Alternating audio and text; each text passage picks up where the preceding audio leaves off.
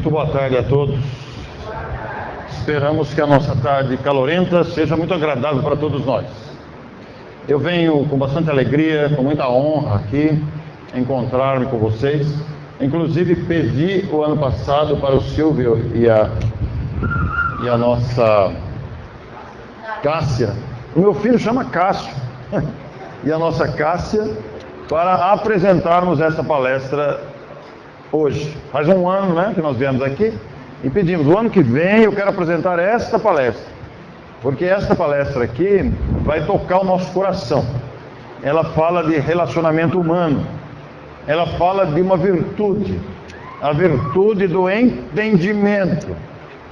E a virtude do entendimento convida-nos a nos colocar no lugar da outra pessoa, para entender o que se passa com a pessoa.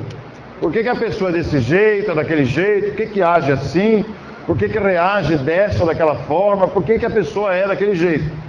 Então nós vamos falar dessa virtude. Só que, para falar dessa virtude, eu vou contar uma história para vocês. Ao invés de ficar falando aqui o tempo todo, eu vou contar uma história contando trechos de um filme. Esse filme é um filme bem longo, mas eu não vou passar inteiro aqui, porque ele é muito longo. Se vocês terem uma ideia, ele dura quase 3 horas de duração, o filme. Então são pedacinhos curtos do filme, cortados no meio para eu comentar.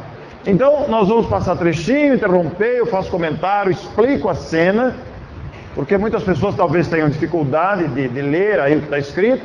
Então a gente explica a cena, depois passa outro pedaço, explica de novo, até a gente aproveitar a finalidade desta palestra, que é falar de entendimento. É a virtude da empatia. A empatia é quando a gente se coloca no lugar do outro. E para falar sobre isso, eu vou mostrar para vocês esse filme aqui. Alguém já viu esse filme? Tem alguém aqui que viu esse filme? Ninguém viu? Não conhece? Você viu? Você também viu? Gostaram? É um professor. Essa é a história de um menino de 8 anos.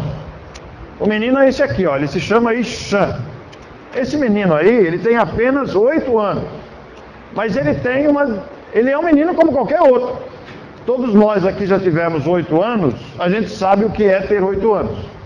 É uma idade de aventura, é uma idade de aprendizado, é uma idade de alfabetização, é uma idade de aventuras.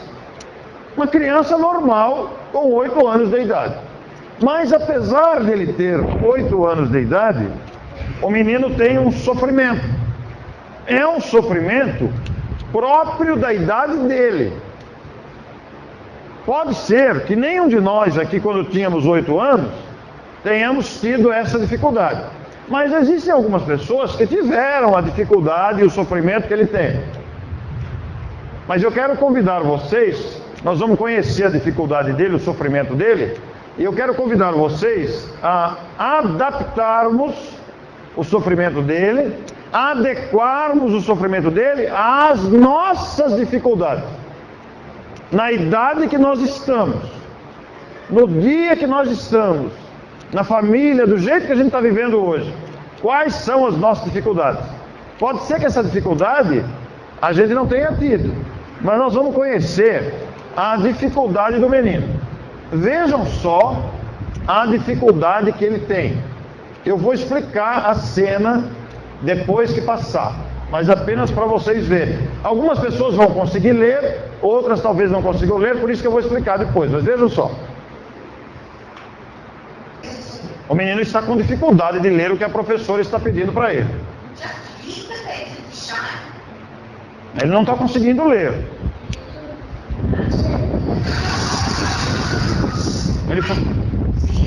Ele falou que as letras estão dançando.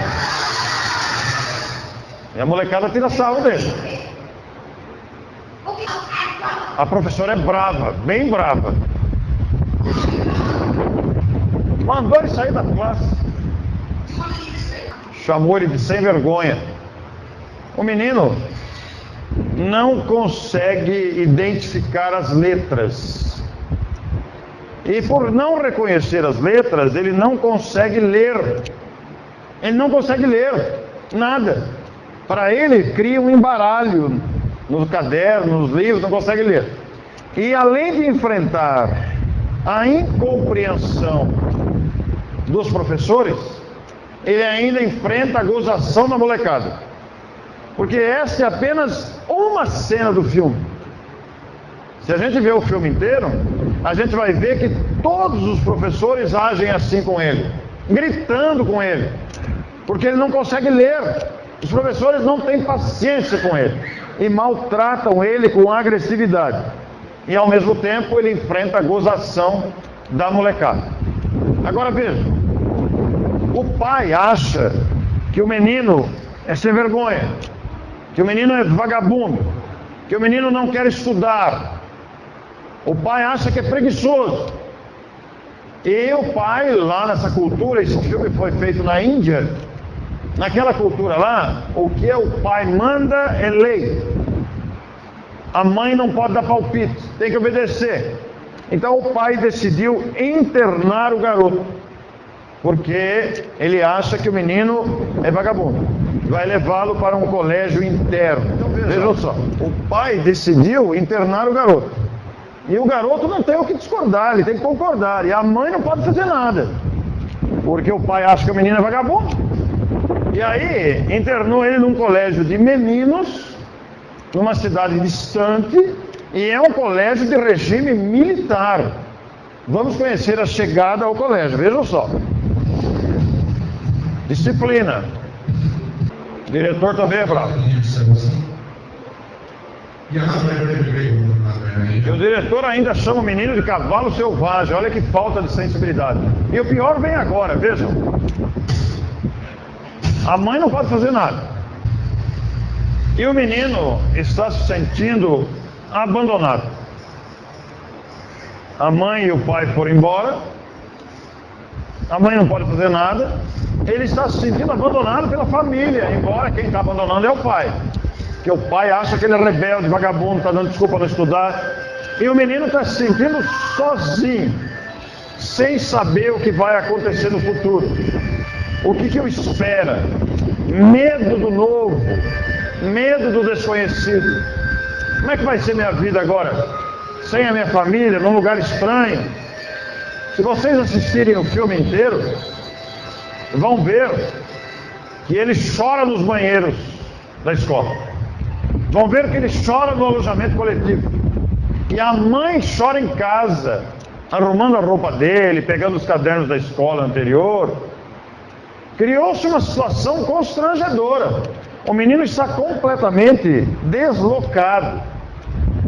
No entanto, vamos ver o que aconteceu na escola nova. Porque o pai achava que o menino era vagabundo, internou ele no colégio interno, de regime militar, e aí começaram as aulas. Olha o que aconteceu. Lembram-se que na outra escola era um martírio. Agora começou a escola as aulas na escola nova. Olha só. Chamaram ele de burro outra vez. Disseram que ele não sabe nada, que ele é incapacitado. Bateram nele. Os professores o maltratam. E novamente as outras crianças judiando dele, tirando sarro dele. O menino está numa situação muito ruim. E ele é um menino introvertido, é um menino tímido. O que aconteceu com ele? Ele se recolheu. Ele teve uma reação esperada. Muitos de nós, diante das dificuldades, diante das adversidades, dos problemas que surgem, muitos de nós se recolhem interiormente e dão espaço para tristezas, para melancolia, para desânimo. Foi o que aconteceu com o Ixan. Ele se sente pressionado, ele se sente sozinho, ele não sabe o que vai acontecer, não consegue estudar, fechou-se dentro de si mesmo, que tem a gozação dos colegas, tem a agressividade dos professores. Por que você é tão burro, moleque? Então ele se fechou dentro de si mesmo e ficou alheio às aulas, completamente indiferente. Só que nesse meio tempo aparece um novo professor, é um professor substituto, veio de um outro lugar, substituiu um colega. E esse novo professor, ele é um artista, ele é um flautista, toca flauta. Mas tem um detalhe nesse novo professor.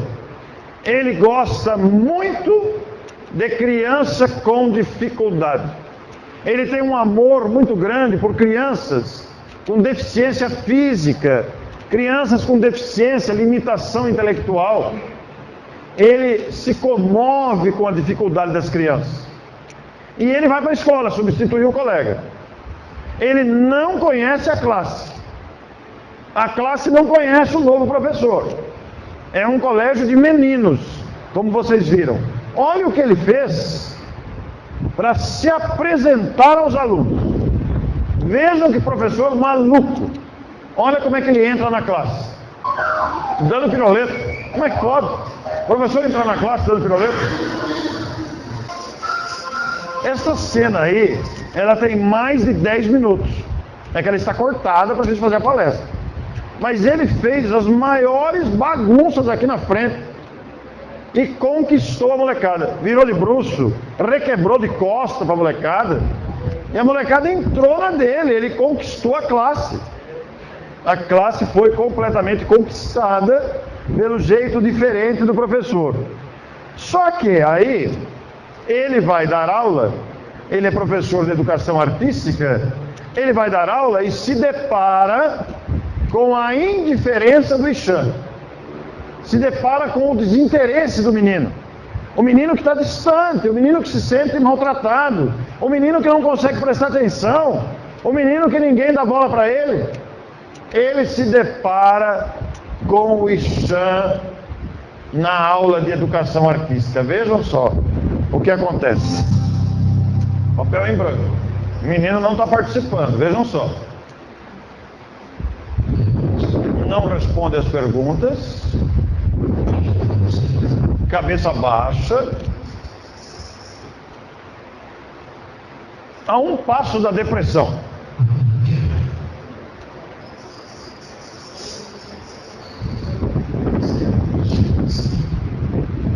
O professor perguntou para ele: qual é o seu nome?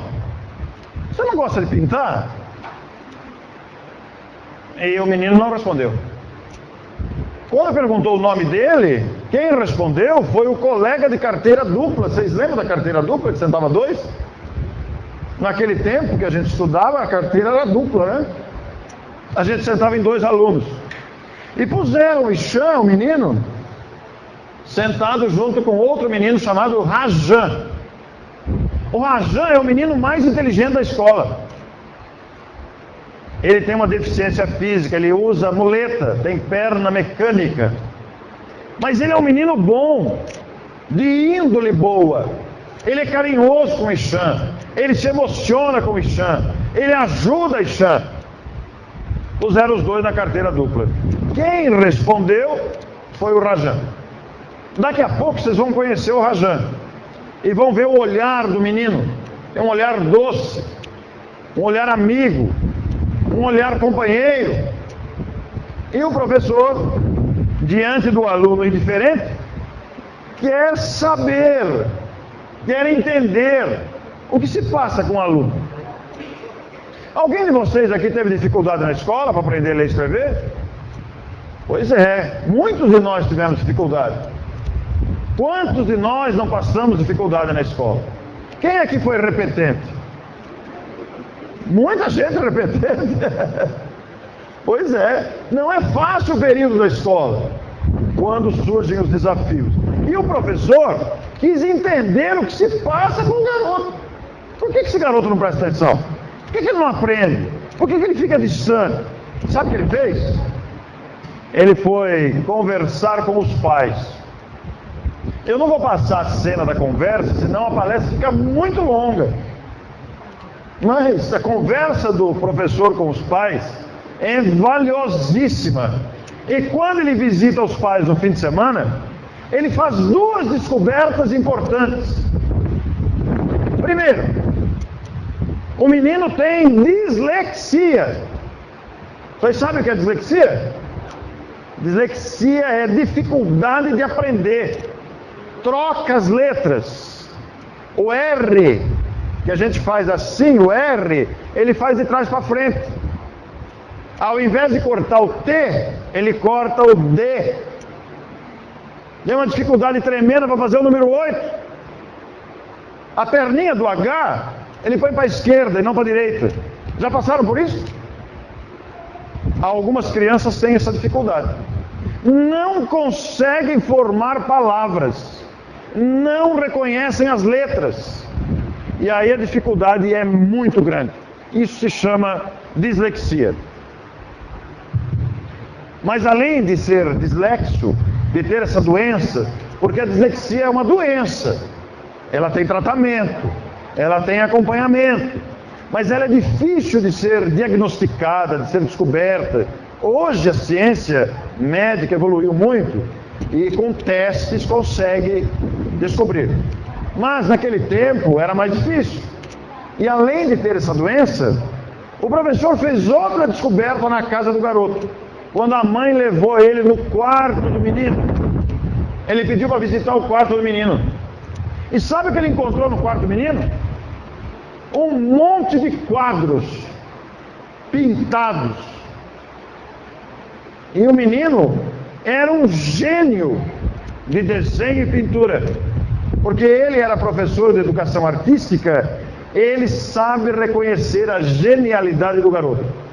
O garoto é um gênio para desenhar e pintar, mas não consegue escrever, não consegue ler, mas é um gênio. Aí ele mostra para os pais isso, mas o pai não aceita não. O pai acha que o menino é vagabundo mesmo. O pai acha que o menino está fazendo corpo mole, que quer dar desculpa para não estudar. E ele dá uma lição de moral no pai. Sabe o que ele faz? Ele pega uma caixa de um brinquedo chinês, esses brinquedos que a gente compra na loja do chinês aí, falou, leia isso. Eu falei, como é que eu vou ler isso? Está em outro idioma. Ele falou, pois é, o seu filho está com a mesma dificuldade. E o pai caiu a cara no chão. Porque o pai dizia que o menino era vagabundo. Então leia isso. Eu não sei ler, está em outro idioma. Ele falou, pois é, seu filho também não consegue ler. Porque ele tem uma doença de entendimento das palavras. Muito bem. Mas aí, ele volta para a escola e se aproxima do Ishan para ajudar ele, numa atitude de bondade. Olha que bonito. Eu não vou mostrar, porque fica muito longo. Mas, depois de tentar se aproximar do garoto, ele cita vários exemplos de gênios da humanidade que tiveram dislexia também. E começa a se aproximar do garoto. E diz para o garoto que quando ele era criança, o professor, ele também tinha dificuldade para escrever e ler. O pai dele chamava ele de burro, de tonto. E aí ele começa a ajudar o garoto. E vai falar com o diretor para ajudar o garoto. Porque o garoto tem dificuldade, é um gênio. Ele falou, eu me disponho a ajudar o menino nas minhas horas de folga. Mas o diretor não quer saber não. Como é que nós vamos ensinar um e deixar os outros 40? Como é que nós vamos dar uma dedicação especial para um só? Como é que ficam os outros? O diretor resiste. E mesmo sem aceitação do diretor, mesmo sem adesão dos colegas, o professor dá aulas especiais para o garoto. Ele dedica suas horas de folga. Olha que coisa linda, isso aqui eu vou mostrar. Vejam só. Vejam que ele conquistou o garoto. O garoto foi conquistado pela bondade do professor. E conseguiu progressos. O menino conseguiu fazer o número 8, como vocês viram. O menino conseguiu aprender várias coisas sobre as letras. Conseguiu escrever, conseguiu ler. O professor ajudou ele. É uma atitude humanitária. Ninguém falou religião aqui, vocês viram? Ninguém está falando religião até agora. No entanto, esse professor está tendo um gesto autêntico de amor ao próximo. Aqui nós estamos num centro espírita. Estamos celebrando o mês espírita. Uma casa que se dedica à divulgação do espiritismo. no trabalho desenvolvido por Allan Kardec. Aliás, a Renata falou que você tinha uma pergunta para fazer para mim sobre o Allan Kardec. Qual é a pergunta? Hã?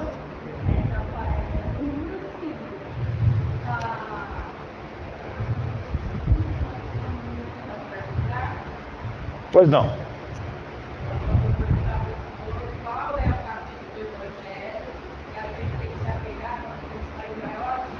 Ah, muito bem. O capítulo 5, Bem-aventurados os aflitos. E o nome de Allan Kardec também, não foi? O nome com que ele foi registrado é Hippolyte Léon Denisard Rivail. Hippolyte Denisard Rivail. Hippolyte Léon Denisard Rivail. Então nós estamos numa casa que valoriza o trabalho de um pedagogo francês, que nos ofereceu a riqueza e a grandeza do Espiritismo. E nós viemos fazer uma palestra aqui. Cadê o Espiritismo aí? O cara vem lá de Matão pra gente assistir filme? Um sábado à tarde, com esse calor? É o Cine Pipoca? Faltou pipoca. Faltou pipoca. Mas sabe o que acontece? Se alguém perguntar para mim, cadê o Espiritismo aqui? Eu devolvo a pergunta dizendo, mas precisa falar de teoria espírita? Com um exemplo desse de amor ao próximo? Isso aqui é amor ao próximo. Isso aqui é caridade na prática. Isso aqui é espiritismo praticado. Porque toda vez que nós estendemos as mãos para alguém, de que forma for, nós estamos praticando a caridade. A caridade não é dar, a caridade é dar-se. É oferecer o que nós podemos para ajudar alguém, para atenuar uma dificuldade. Isso pode ser um abraço, não precisa ser dinheiro, pode ser um abraço, um sorriso, um aperto de mão, pode ser uma carona, um guarda-chuva, uma blusa, ou uma informação, um copo de água, um remédio. E principalmente a amizade. Tudo isso fortalece as criaturas. E o professor está dando um exemplo prático de amor, de caridade verdadeira. O que ele fez? Ele sentiu a dificuldade do menino, aluno dele, e foi lá entender o que se passava com o menino. Por que esse menino não assiste às aulas? Por que esse menino está desinteressado das aulas? Por que todo mundo tira sarro dele? Por que os professores o agridem e ele está recolhido dentro de si? E percebeu, descobriu que o menino tinha uma doença, mas também descobriu que ele era um gênio de desenho e pintura, e foi ajudá-lo. Começou a dar aulas particulares para ele, e o menino conseguiu progressos. Esse é o grande detalhe. No meio disso tudo, o pai, que é orgulhoso e não aceita a dificuldade do filho, foi visitar o professor. O que nós vamos ver agora, ou melhor, vamos ler, depois eu comento com aqueles que não conseguirem ler, eu vou deixar passar, depois eu comento, é de uma preciosidade impressionante. Sabe por quê? Porque a carapuça serve em todos nós. O que o professor vai falar para o pai? Vejam só. Quem é que não conseguiu ler? Todo mundo leu? Só você que não? É assim, olha. O pai vai visitar o professor e diz para o professor que foi visitá-lo porque, para dizer para ele que a mulher dele andou navegando na internet e descobriu tudo sobre dislexia. E eu queria te falar isso. O professor falou, mas por quê? Para que você não pense que eu sou um pai que não se importa do filho. E aí o grande ensinamento: importar-se, disse o professor. Isso é muito importante, senhor Abbas. Importar-se é prestar atenção na dificuldade, no caso do filho. Mas isso vale para todos nós. É prestar atenção na carência, na dificuldade que o outro tem. É colocar-se no lugar do outro para entender a dificuldade dele. E entendendo a dificuldade dele, movimentar a inteligência, os recursos, as possibilidades para atenuar esse sofrimento. Isso aí é apenas um caso de um professor, um pai e um filho. Mas essa situação que nós estamos vendo aí, ela cabe em todos os relacionamentos humanos. Porque todos nós nos relacionamos uns com os outros, na condição de pais e filhos, de marido e mulher, de amigos, de colegas de trabalho. E é preciso respeitar o outro, mesmo que seja uma pessoa dentro do elevador, que a gente nunca conheceu, nunca viu, e de repente a gente está junto dentro do elevador. Duas pessoas que não se conhecem. Imaginem se conhecendo então. O nosso dever de preocupar-se com o bem-estar do outro é gigantesco. É colocar-se no lugar do outro. Isso é importar-se. Isso é amor. Diz o professor usando exemplos, dizendo: se você tem medo, vem aqui que eu te abraço. Se você está precisando de algo, fique comigo.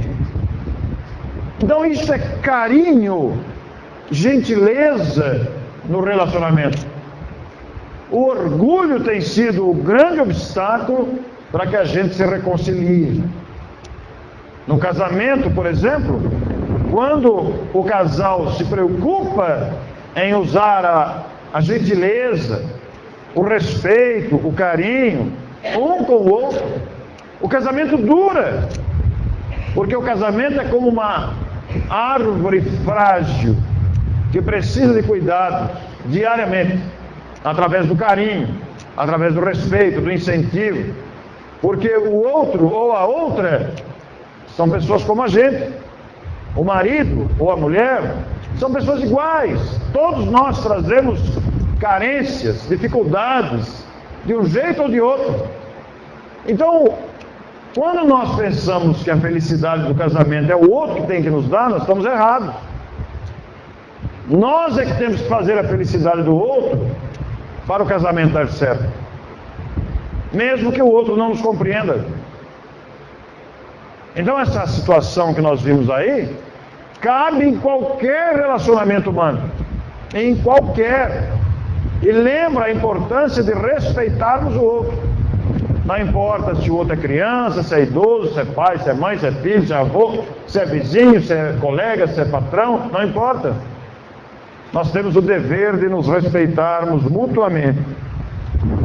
E aí, o professor, que é professor de educação artística, querendo recuperar a autoestima do Ixan, querendo fazê-lo respeitado pelos seus talentos, já que ele é um professor de educação artística, cria um concurso de artes. Lembrem-se que a escola é só de meninos. As mulheres que aparecem aí são professoras. Veja o que ele fez.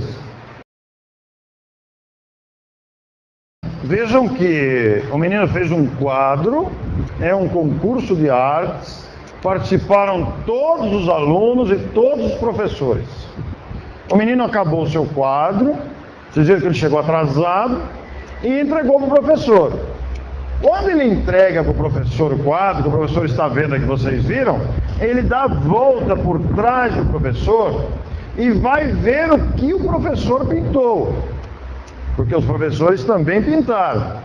E aí, o que o professor pintou embute uma mensagem de otimismo, de alegria, de recuperação para o garoto, para que ele não se deixe abater pela vergonha que ele sentia, para que ele não se deixe dominar pela timidez e coloque o seu talento para trabalhar. E isso é que nós devemos sentir agora que estamos assistindo o filme. Aqui é só um exemplo. É uma comparação, é um menino que sabe desenhar bem. Mas não tem nenhum de nós aqui que não tenha talento. Todos nós somos capazes. Ninguém é maior do que ninguém, nem menor. Todos somos capazes de algo. Numa assembleia predominantemente feminina de mulheres, eu tenho certeza que as mulheres aqui presentes devem fazer um bolo de fubá com aquela casquinha crocante em cima. Faz ou não faz? um café gostoso, não faz? Pois é. É um talento fazer café, sabiam? Parece pouco, mas não é pouco não. Os homens também aprendem a fazer café, mas não é que nem das mulheres. Não é verdade? E não é só café.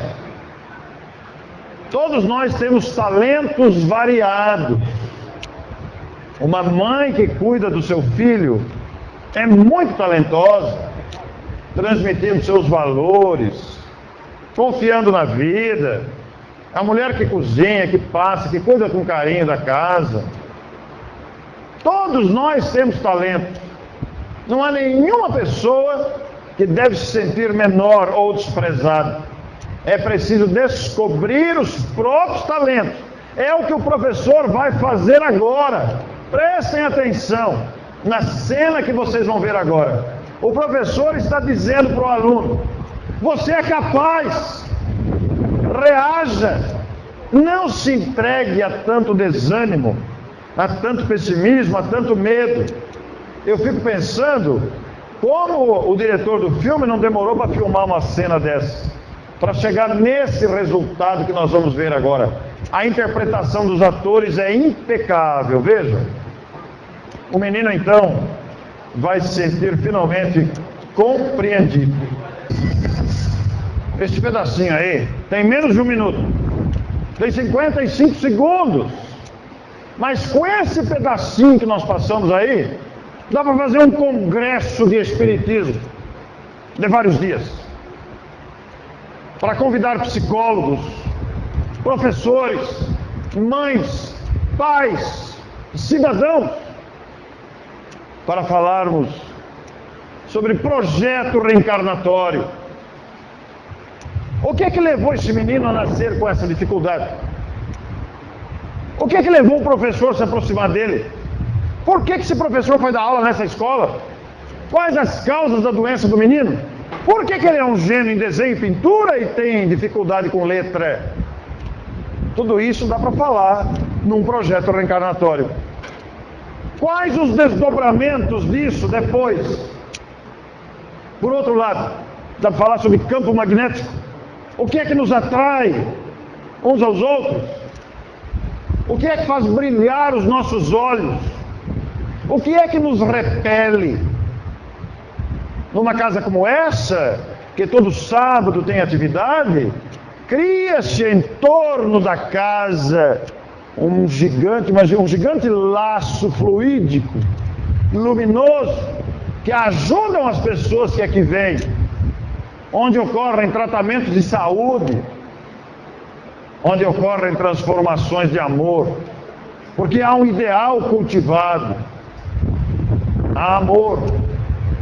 Então dá para falar sobre tudo isso do ponto de vista espírita para estudarmos a questão. Todavia, vamos ao que nos interessa. O encerramento da Feira de Artes do menino que participou do concurso. Todos os alunos participaram do concurso. Vejam que belíssimo final. Depois de muito pensar, a juíza chegou a uma conclusão. Ela escolheu o aluno ao invés do professor.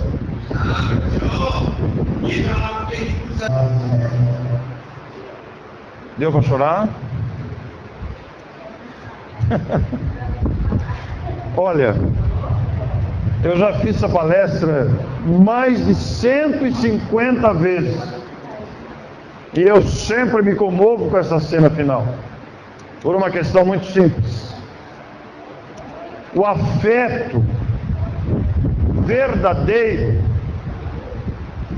produz a gratidão. E a gratidão gera alegria de viver. São dois fatores indispensáveis para os nossos reerguimentos, para as nossas conquistas, para a nossa harmonia. Não se permitam abater, prossigam sempre confiantes. Somos criaturas imensamente amadas, mas esforcemo-nos para entender a dificuldade alheia, Coloquemos-nos, como fez o professor, no lugar do aluno. Coloquemos-nos no lugar da outra pessoa, porque essa pessoa pode estar vivendo um drama e nós não temos dimensão para avaliar os dramas interiores que carrega. Eu perguntei para um psiquiatra espírita de Cascavel, amigo meu, Dr. Vlamir Pereira. Dr. Vlamir, como é que a gente faz para vencer os pensamentos que a gente não quer ter? Como é que a gente faz para segurar aquelas mágoas que de vez em quando sobem? Como é que a gente faz para evitar lembranças amargas? Ele falou: Orson, eu vou te dar uma dica. Eu, Vlamir, uso para mim, vou passar para você. E eu passei a usar, e dá certo, e vou passar para vocês também. Ele diz: escolha uma lembrança feliz da tua vida. Não importa se essa lembrança aconteceu a semana passada ou há 50 anos atrás, não importa. Escolha uma cena que te faça rir e coloque lá no cérebro, num cantinho lá. Momento feliz. Quando vier a lembrança amarga, quando vier o pensamento que a gente não quer ter, quando a mágoa quiser subir pelo pescoço outra vez, quando a tristeza começa a subir pelas pernas, o desânimo nos abraçar, busque aquela lembrança que você selecionou. Mas precisa treinar.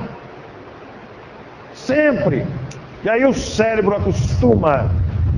E depois, isso acontece naturalmente. Eu vou contar para vocês o que eu escolhi.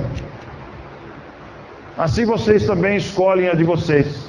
Porque todos nós que aqui estamos, se mergulharmos dentro de nós mesmos, agora, nós vamos descobrir momentos felizes. Todos temos. É verdade que temos momentos difíceis também. Quem não os tem? Todos nós temos momentos difíceis. Guardamos lembranças amargas. Guardamos momentos tristes, de lutas, de medos, de traumas. Mas todos também temos momentos de felicidade, de gratidão. Escolham de vocês. Sabe o que eu escolhi? Vocês conhecem a Peppa Pig?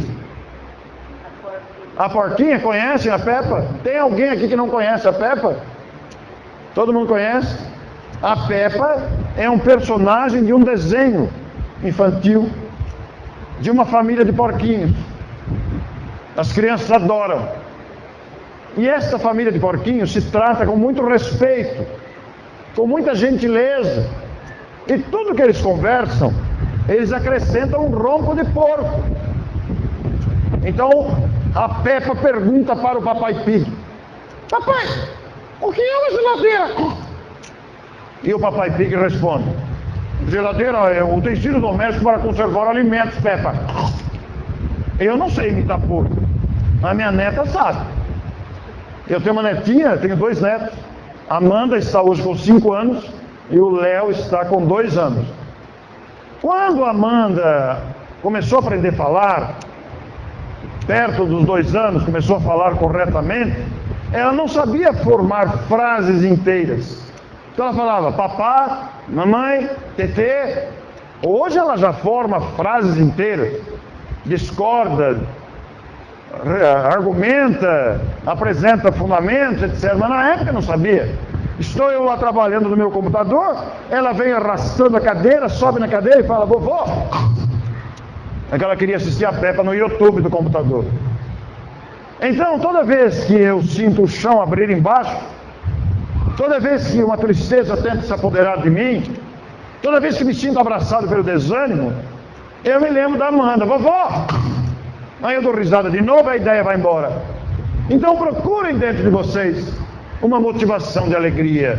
Encontrarão uma recordação da infância, uma recordação da adolescência, dos pais, seja lá o que for. para que isso seja o sustentáculo nas suas lutas. E o que nós vimos aqui é o reconhecimento de um beneficiado, no caso o aluno, pelo seu benfeitor, o professor. Mas essa situação é apenas um exemplo.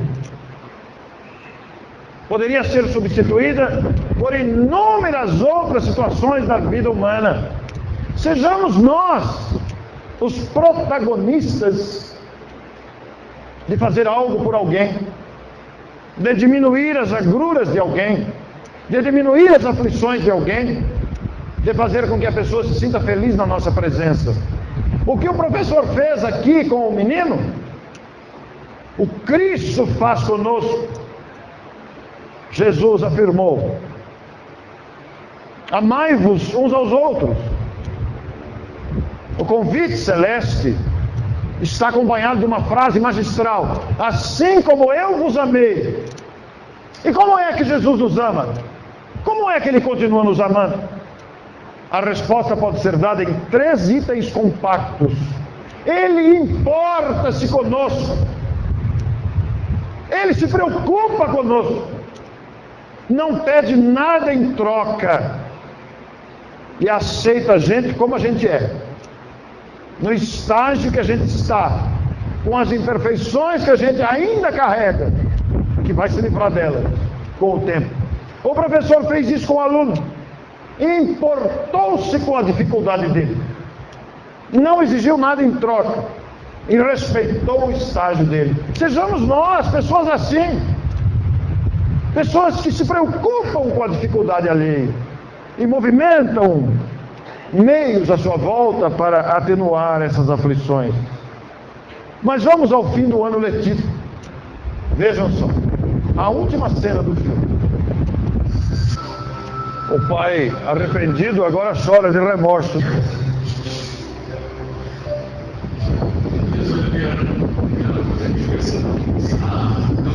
Se fosse no Brasil, a mãe poderia abraçar o professor também. Mas se ela fizer isso nessa cultura aí, ela é lapidada, né? Esse filme é baseado em fatos verídicos e vocês vão encontrar na internet, no YouTube inteirinho. 2 horas e 42 minutos de duração. O filme se chama Como Estrelas na Terra, Toda Criança é Especial. E o personagem que tanto nos emociona está assim hoje aí. Na época da filmagem, ele tem 20 anos, Darshel Safari na época da filmagem e agora com seus 20 anos. Ele é famoso lá na Índia, muito conhecido na Índia, onde foi feito o filme. E naturalmente que tudo que falamos, tudo que aqui mostramos, as nossas reflexões, é por causa dele. É em nome dele que aqui estamos reunidos. Pela gratidão ao Mestre da humanidade, aquele que nos ama profundamente, aquele que respeita as nossas dificuldades, mas ao mesmo tempo aquele que estende as mãos para que superemos as nossas dificuldades.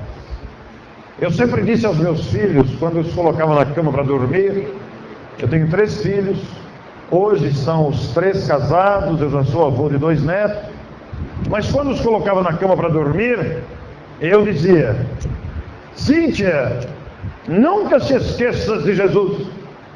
Cássio, nunca te esqueças de Jesus. Alexandre, nunca te esqueças de Jesus. Meus amigos, se algo lhes posso dizer com o coração, eu pediria a todos vocês, guardem isso no coração, nunca se esqueçam do Cristo, porque Ele é a única alternativa que a humanidade possui para harmonizar-se nas lutas em andamento. A sua orientação é clara, a sua grandeza é gigantesca, a sua presença é marcante e constante, mas Ele respeita a nossa liberdade. Nós acabamos de viver o Dia das Crianças. Eu trouxe aqui o jornal para distribuir a vocês. Cabe aos pais a educação dos filhos. Somos nós os adultos, pais, adultos, educadores, que através de exemplos, conselhos, orientações e correção das más tendências do caráter, que preparamos os futuros cidadãos da humanidade. O que nós estamos vendo no mundo hoje são homens e mulheres maduros, crescidos, e que causam essa desordem que o mundo está. Desviam dinheiro público, estouram terminais bancários, promovem badernas, vandalismos. Faltou, em algum momento da história, que os pais e educadores transmitissem a eles as lições vivas do Evangelho. Por coincidência, na mesma edição, há uma entrevista com uma psiquiatra infantil, doutora Thaís Moriyama, de Campinas. É uma das pioneiras da psiquiatria infantil no Brasil. E ela nos concedeu uma entrevista. As respostas são sensacionais. E ela vai abordar os prejuízos que nós, os adultos, causamos nas crianças, favorecendo o surgimento de distúrbios psiquiátricos. Eu trouxe o jornal para distribuir. Eu acho que não dá para cada um, mas levem por família. Redistribuem, passem para que outras pessoas leiam. Aqui está compacto, não está inteira, mas existe a indicação de onde achar inteira na internet. Então eu trouxe esses jornais para que vocês levem e leiam a entrevista da psiquiatra. Mas não deixem de ler também a página 3, esta matéria espetacular de um educador. Cabe aos pais a educação dos filhos. Agradeço imensamente o convívio dessa tarde. Desculpa tê-los feito chorar. Gostaram do filme? É muito interessante porque a gente se enquadra no filme, né? É um filme com um garoto de dificuldade, mas quem de nós não tem dificuldade? Me diga, alguém de nós aqui poderá levantar a mão e dizer eu não tenho dificuldade nenhuma? Todos temos. Ocorre, porém, que a vida conspira a nosso favor. Por isso, meus amigos, minhas irmãs, meus irmãos, meus amigos, se algo lhes posso dizer, eu diria com a força da minha voz, esperando que as minhas vibrações alcancem o coração de todos vocês. Prossigam trabalhando, prossigam amando, prossigam confiando. A vida conspira a nosso favor. Prossigamos. Eu me incluo, é claro. Muito obrigado.